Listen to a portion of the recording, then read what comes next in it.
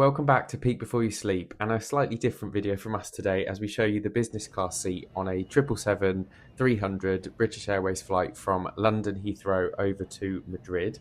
So we started with boarding. It obviously isn't actually a particularly long flight, less than 2 hours, but we wanted to show you this because it's somewhere that you probably, on a normal flight, would have a chance to sleep.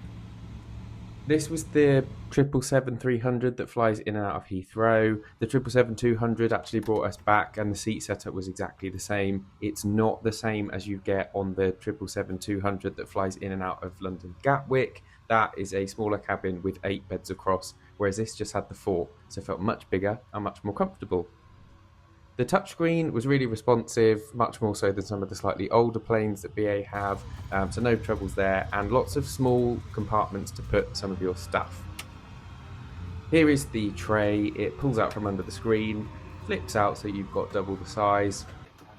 One word of warning, I kept mine at half size, and during a little bit of turbulence my tray slid off onto my lap, so probably would always have it out on the double.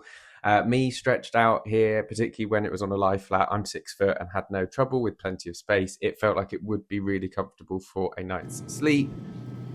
I've kept in takeoff here, but I've sped it up a little bit just because you know what's to come. And despite my reference to a little bit of turbulence, on the whole, it was a pretty smooth flight, just under 2 hours into Madrid. So we were really lucky to be sat in these seats for that period of time. Probably the only time I would have wanted a flight to be longer. The food was really good. I actually went for the vegetarian option here, so it's a sort of a mushroom version of a steak.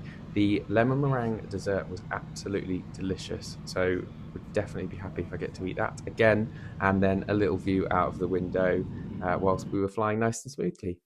So that was Peak Before You Sleep. Please like and subscribe if this video has been helpful when you've been choosing what flight to book for your next holiday.